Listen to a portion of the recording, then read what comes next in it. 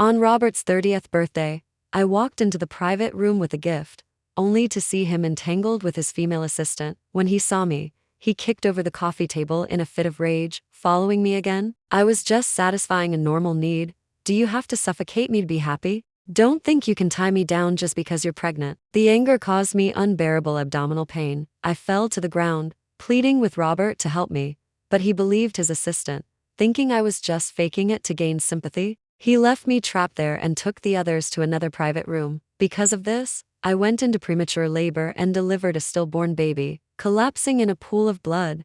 Clinging to life, Robert, meanwhile, was having sweet fun in the next room with his assistant, spending the entire night together. Finally, when he was done having his fun, he came to the hospital room door to beg for my forgiveness. But when he saw the baby's ashes, Robert, who had always been cold and detached, completely lost it. Before entering the private room, I clearly heard sounds of intimacy. My hand on the door froze mid-air, and a bad feeling surged within me. Ever since I got pregnant and the doctor repeatedly warned against intimacy, Robert's overtime had increased significantly. Before this, I had never suspected anything. Fully trusting in our relationship, after all, we had relied on each other since the orphanage. Later, when Robert was recognized by the wealthy Miller family, he still resolutely refused an arranged marriage with a wealthy heiress and chose to marry me. He promised me, "I'd rather give up this immense fortune than not grow old with you."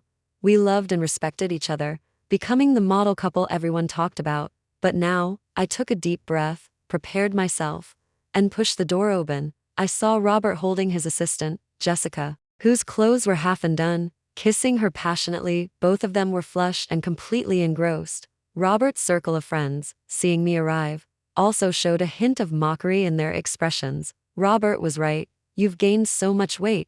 You look like a pig." They burst into laughter. One person, who couldn't stand to watch, tried to smooth things over. "What are you saying, Sarah? Don't be angry. They've had too much to drink, Robert. Stop messing around." "Sarah's here," interrupted. Robert looked visibly displeased. He turned his head and finally noticed me standing quietly at the door. A flicker of guilt flashed in his eyes. He pushed Jessica away and stood up, intending to explain himself, but I just raised my hand and slapped him hard across the face. The atmosphere in the private room became instantly silent.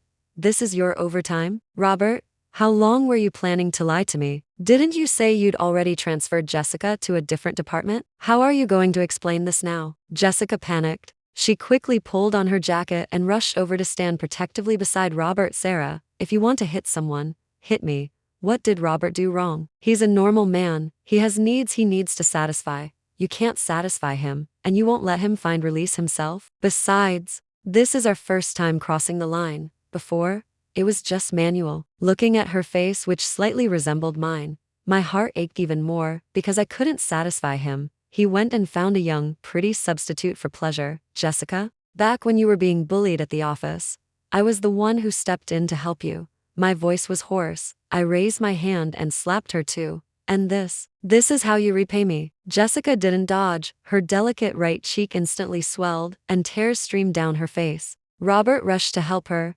cradling her tenderly in his arms. "Sarah, that's enough. Stop acting like a shrew, okay? Or do you think just because you're pregnant, I won't do anything to you?" Robert was furious. He kicked over the coffee table beside me, making a loud crash. "Besides, so what if I'm just having some fun? I'll come back home after you give birth. No one is threatening your position. What the hell are you complaining about here?" His fists were clenched, his eyes bloodshot, and he looked terrifying. I instinctively stepped back but tripped over the coffee table, falling heavily to the ground.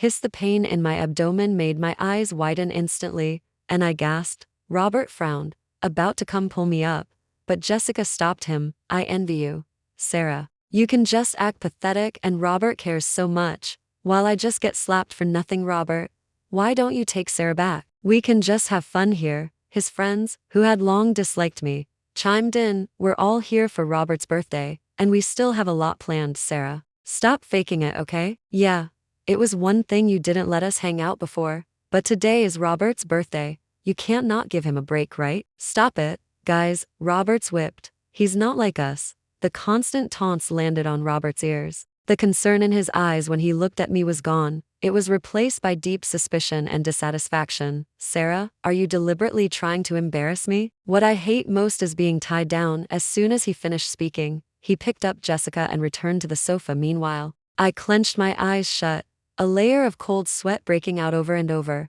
I couldn't hold on much longer. I was far along in my pregnancy, and now I'd been through so much stress. Robert, call an ambulance, send me to the hospital, save me. After using my last ounce of strength to say that, I completely collapsed from exhaustion, lying on the ground, curling into a helpless ball. Tears streamed down my face. I never thought I would become so wretched. But Robert's view was blocked by Jessica. She used every trick she had, arousing his desire right in front of me. Little temptress, I'll satisfy you tonight. Finally, Robert couldn't resist. He picked up Jessica and took the group to the private room next door. As he passed me, he coldly dropped a line. Stop pretending, Sarah. You didn't get hurt falling. Why are you acting like you're dying? Are you trying to tell on me to my mom? Forget it. I took your phone. I'll give it back tomorrow. I shook my head desperately, squeezing out to words with difficulty, save me. But all I got was Robert's indifference. As the door slammed shut, I lay there like a dog on the floor, my gaze meeting Jessica's defiant one. In that moment, I suddenly felt that this so-called perfect marriage was a joke from beginning to end. My stomach still hurt terribly, driven by my survival instinct.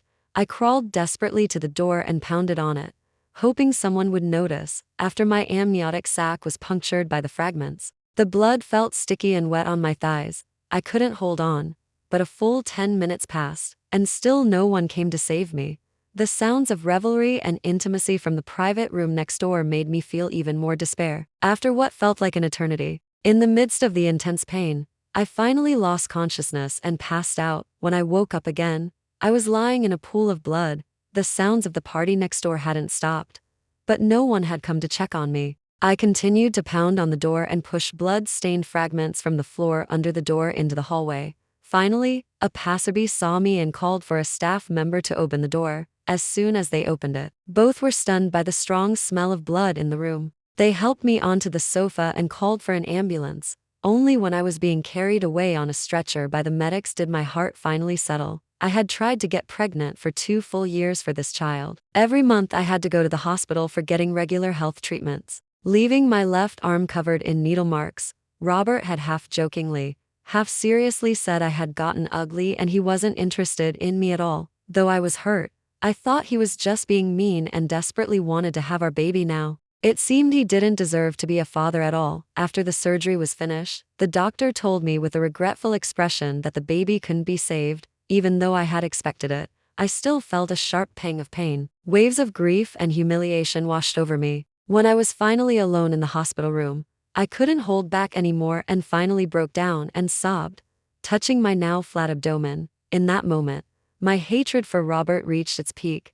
I stayed awake until dawn and finally started to feel drowsy. But I hadn't slept long before I was urgently woken up. Robert was leaning over me, his eyes bloodshot, his voice hoarse and regretful. Sarah, I'm sorry. I didn't know you were really hurting yesterday. I was drunk. Will you forgive me? I'll make it up to you after you recover. We can have another baby. We had grown up together since childhood, and I knew his character inside and out, so I could tell that at this moment, he truly regretted it. But what good was that? I turned my head away, not wanting to look at him. What makes you think I would still want to have a child with you? Robert, do you even deserve to? Sarah, please don't say that. It's okay if you're angry with me. Hit me. Yell at me, whatever you want. Just don't shut me out. Hearing this, Robert's tears instantly welled up. Seeing I still wouldn't respond, he actually knelt on the floor. To others, he was Mr. Miller, decisive and authoritative. But now, he was willing to kneel before me and apologize in front of others. Perhaps I should have been moved, but for some reason, I felt absolutely nothing about it. Sadie, I know you're angry with me. Jessica is young and manipulative. I should have been careful about her long ago. Don't worry, I'm firing her today. I won't go anywhere these next few days. I'll stay by your side 24 hours a day to apologize, okay? Robert crawled on his knees to my bedside, gripping my hand tightly, forcing me to look at him. His face was covered in tears, his eyes full of intense emotion. Anyone who didn't know might think he was the one who was hurt. I pulled my hand away and closed my eyes, still not answering. Robert didn't seem angry either. He patiently stayed at the hospital with me for 3 full days. He cooked for me himself, just like he used to at the orphanage, and told me stories to lull me to sleep. I accepted all his care but still felt no emotion. As soon as he slapped me, I had already decided to leave. I had already bought a plane ticket to the United States and contacted a lawyer to draft the divorce papers. After being discharged from the hospital in 2 days, I would have nothing more to do with Robert for several days straight. Robert seemed to have truly changed, staying by my side constantly. He also repeatedly tried to make me check his phone to prove his innocence. That night, my friends were just hanging out with Jessica. Nothing crossed any line between her and me, Sarah, believe me. I gave him a cool glance and threw the phone onto the floor. Stop trying to fool me like I'm an idiot, alright? Robert, I just want to rest. He bent down and picked up the phone. A flicker of dejection crossed his eyes, and he softly said, "Okay, if this were before, seeing him like this would have definitely softened me. But now, I just coldly shifted my gaze, feeling only irritated." On the day I was discharged, Jessica sent me a message. Robert had been staying at the hospital with me during this time, which must have made her feel threatened. So her message was highly provocative. "You don't really think Robert still cares about you, do you? You just had the advantage of meeting him first. If I had been the one with him at the orphanage back then, I would be more capable than you. Sarah, I truly love him, just as much as you do. You saw yourself how he was with me that day. Stop lying to yourself, okay?" I was the one who had initially helped Jessica get ahead at the company. I thought she was an energetic young woman who would achieve great things someday. I didn't expect her to focus on trying to steal my husband instead of her work. I frowned slightly and sent her a message. "Since you're so sure your love is real, why don't we make a bet? Robert is supposed to drive me later. If you can get him to leave at that time, I'll step aside and never bother you again." Jessica agreed decisively. "You're on. Don't go back on your word when the time comes." After packing my things, Robert carefully helped me downstairs. The driver was waiting downstairs. Just as we were about to leave for home, Robert's phone rang. Seeing the caller ID, he instinctively glanced at me, a hint of guilt in his eyes. "Sarah, there's an issue with a project at the company. They keep calling me to come look at it. Why don't you go home first? I'll make your favorite beef stew for dinner."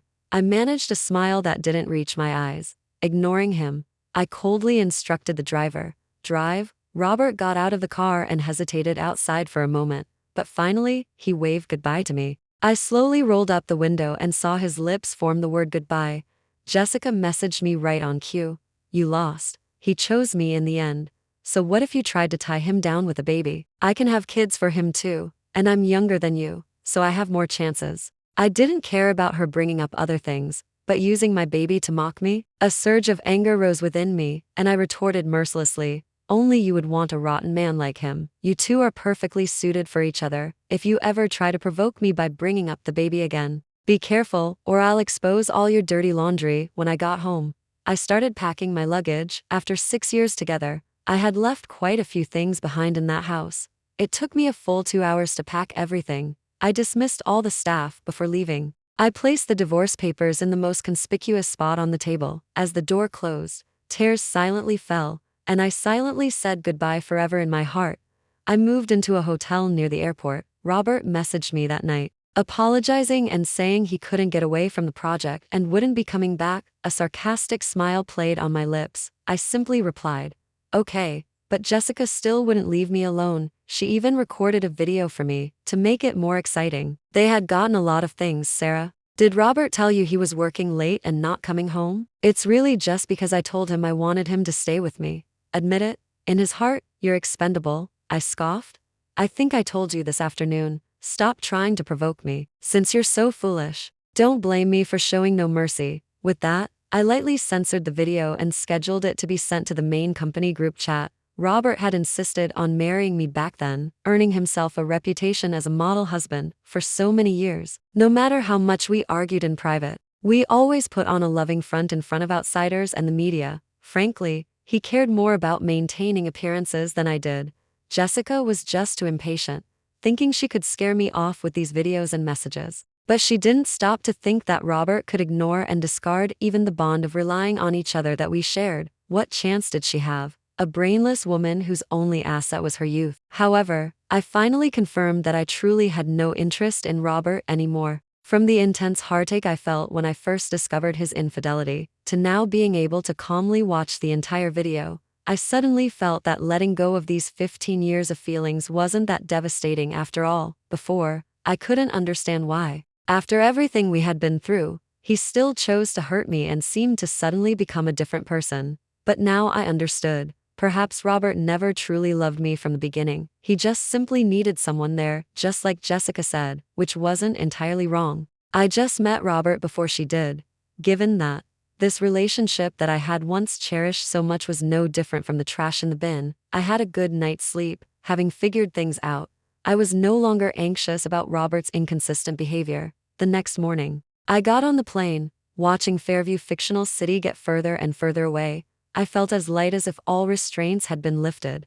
Then I took out my phone card and flushed it down the toilet, personally cutting off the last connection between myself and Robert. When I returned to my seat, my college friend, David, sent me a message. "Let me pick you up when you arrive. You can stay at my place first. Then take your time looking for a place." He was also in the United States and had opened a design company. I had always been interested in art and design, but I was tied down by trying to start a family before, too busy to pursue it. This time, I had let him know in advance that I was coming to the United States. David was very happy and immediately offered me a position as vice president at his company. "You had the best grades in our class back then, way better than me. I've been waiting for you to come help me out all these years." I agreed, and I was slightly moved by this long-missed kindness and warmth. While Robert was still sleeping with Jessica that morning, his phone was vibrating like crazy non-stop. He opened it with some anger, only to see that the messages in his parents' chat and the company group chat were blowing up. A bad feeling surged within him. He forced himself to scroll to the beginning, then he felt a wave of nausea and immediately slapped Jessica, who was in his arms. "Are you out of your mind? Who the hell told you to secretly film videos and send them to Sarah? I told you yesterday not to provoke her. She is the most important person in my heart. You didn't effing listen, did you?" Jessica was stunned by the slap. A clear handprint instantly appeared on her fair face. She slowly sat up, tears streaming down her face. "I just loved you too much. Is it wrong to want to be together forever? Besides, didn't you tell me before that Sarah was just a washed-up old woman? Not as fresh or exciting as me. Not as attractive as me." Robert had already gotten out of bed and quickly got dressed. Hearing her words, he kicked over the chair in front of him. "You actually took what I said in bed seriously? I was just using you, nothing serious. Who the hell told you to cause trouble for me? If you angered her and made her leave, you're gonna pay for this." Jessica was scared by the seriousness in Robert's eyes. She remembered Robert as always gentle and caring, someone who usually spoke kindly and was never this harsh with her. But she never expected Sarah was actually this important to him. Jessica spoke with a trembling voice. "Rob, please don't talk to me like that, okay? I know I was wrong.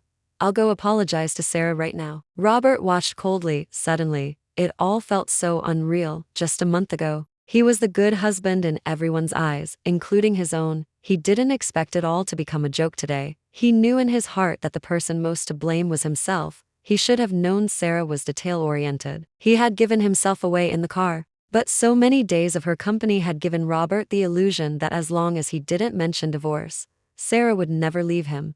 He used to think Jessica was lovable and seemed fragile. What he couldn't stand the most was her teary-eyed pleas now. Robert just slapped her again, without hesitation. "Cut the act. Who knows how much you lorded it over Sarah behind her back? You really make me sick, Jessica. We're done. Don't ever contact me again." With that, Robert left without looking back. He muted the main company group chat but didn't know how to reply to his parents' messages. Since being taken back in by the Miller family, their family dynamic had become very complicated. Robert was successful in business and outwardly compliant, so the family managed to get along. But after this incident came out, his parents cut off his black card and even brought back the fake heir who had been sent away.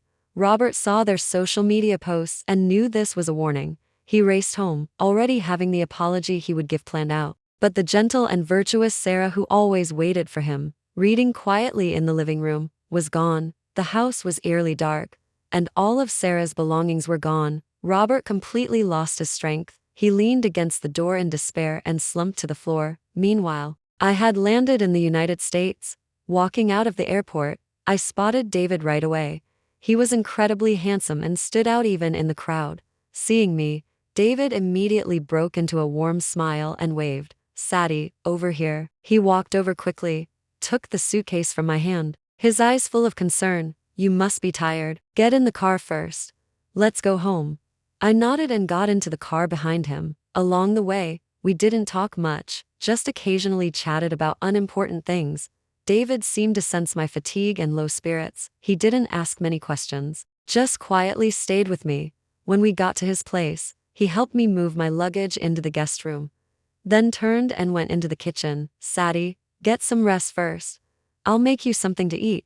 I sat on the sofa, watching his busy figure, and a wave of warmth washed over me. David was still as gentle and caring as he was in college, a man of few words, always quietly showed he cared through his actions. Soon, the aroma of cooking wafted from the kitchen. David came out carrying a steaming hot bowl of chicken noodle soup. "I know you like this. Try it and see if you like it." He placed the bowl in front of me, his eyes full of expectation.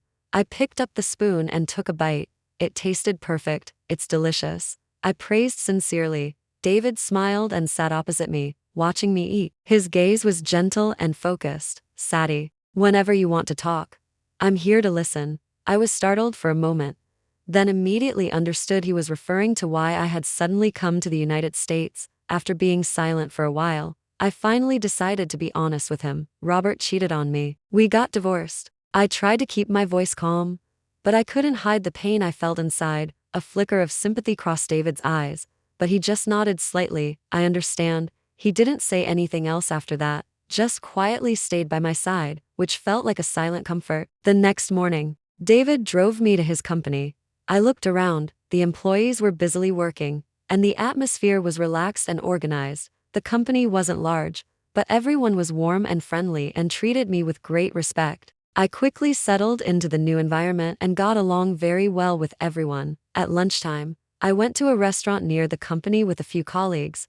They were all curious about the new vice president and gathered around me, asking all sorts of questions. "Sadie, are you and Mr. Walker really old college friends?" One colleague asked. "Yes, we were good friends in college." "Then did you know Mr. Walker always carried a torch for you?" Another colleague said with a wink. Hearing this, I was slightly startled. "You must be mistaken. We're just good friends." "How could we be mistaken? The photo that fell out of Mr. Walker's wallet before was clearly you," the colleagues said, talking over each other. I blushed. I didn't expect David to have kept a photo of me all this time. "I bet Mr. Walker has liked you for a long time. He was just too afraid to tell you." My heart skipped a beat, but on the surface, I tried to act casual. "Stop talking nonsense. Let's eat." The colleagues smiled and didn't continue the topic. That night, back home, I sat on the sofa, thinking about what they had said. My heart was restless for a long time.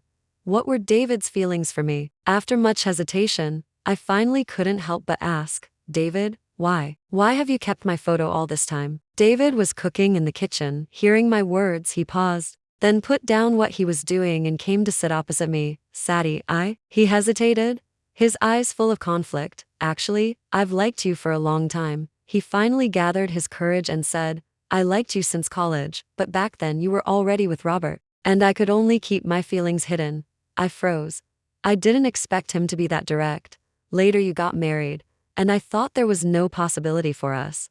But now that you're divorced, I don't want to miss this chance again." I felt a surge of emotion but also a flicker of confusion. "David, I still need time," I said softly. David nodded. "I understand. I'll wait for you. No matter how long it takes, I'm willing to wait." In the days that followed, David continued to care for me and look after me as always. He didn't bring up the topic of our feelings again, just quietly stayed by my side.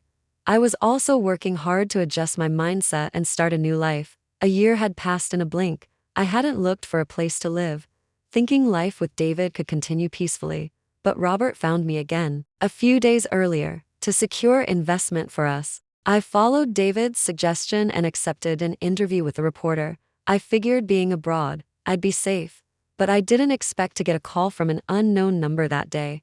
It was Robert's voice. "Sarah, I'm here to find you. I want to apologize to you in person." You don't know how I've been living these past few days. I really miss you. I can barely live without you.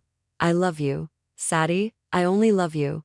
I swear I know I was wrong." His voice was trembling with desperation, begging me not to hang up. I felt a bit annoyed. "The divorce papers are already with you. Stop calling me that, okay? I came all the way here just to get away from you, just so I wouldn't see you. And you say you love me? I gave you chances before, but it was just that you didn't appreciate it." I let out a cold laugh. If that kind of behavior counted as love, then what did all the suffering I went through because of him being so half-hearted, wanting to have his cake and eat it too, count for? Besides, I already have David now. In the past year, our relationship had advanced rapidly, and everyone assumed we were a couple.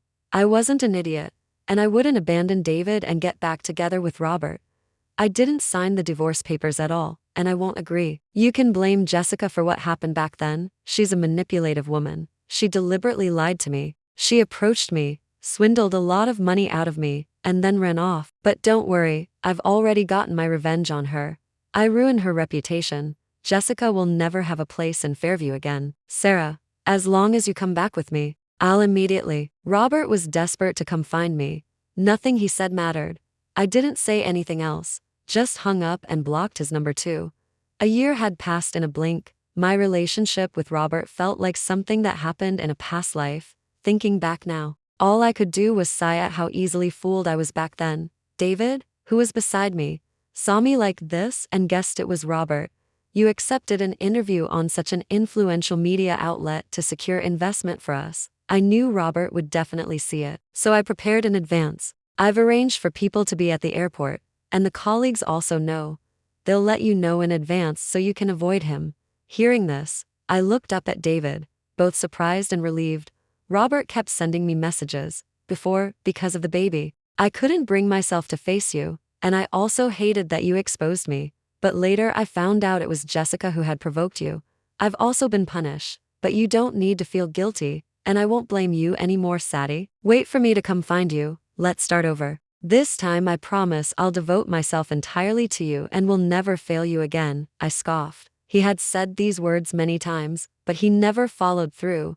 I didn't believe he still harbored any genuine feelings for me. It was just that he needed to clean up his image now and wanted to latch onto me as a lifeline. Still, the divorce did need to be discussed with him, but I didn't expect that before Robert arrived. I received news that he had been in a car accident due to driving while fatigued. The very night he said he was coming to find me, he crashed through the railing and plunged straight into the sea. Rescue efforts were unsuccessful, and the incident went viral. When the police called me, I was wearing a dress I had just designed and letting Chloe select items for the collection. Hearing the news of Robert's gruesome death, my heart lurched, but I quickly regained my composure. "What is it? Was it his call again?" David asked worriedly. I shook my head, not wanting Robert's affairs to disrupt us anymore. "Nothing. Just a wrong number. Jessica somehow found my contact information and called me too." Her voice was full of a chilling frenzy. "Robert ruined me for you, and now that he's dead, he got what he deserved." I sharply sensed something was wrong. "You didn't have anything to do with it, did you?" Jessica let out a light laugh. "All I did was find out he was coming to find you and tamper with his car beforehand. That's all. He's already gone now. No one can trace it back to me." I raised an eyebrow but said nothing. In a sense, Robert and Jessica were perfectly matched. Both were obsessed. Both believed if they couldn't have something, they'd destroy it. "Say whatever you want. Don't bother me again. Otherwise, I might decide to release that phone recording." Jessica wisely fell silent and hung up the phone. I still informed the police, and the final outcome was out of my hands. Jessica wasn't innocent in what happened back then either. She knowingly became the third party and hurt me, and then was so foolish as to hand over leverage. She deserved what she got. Give her a taste of her own medicine. In the end, Jessica was sentenced to death for intentional homicide. I filed for divorce again, and it went through smoothly.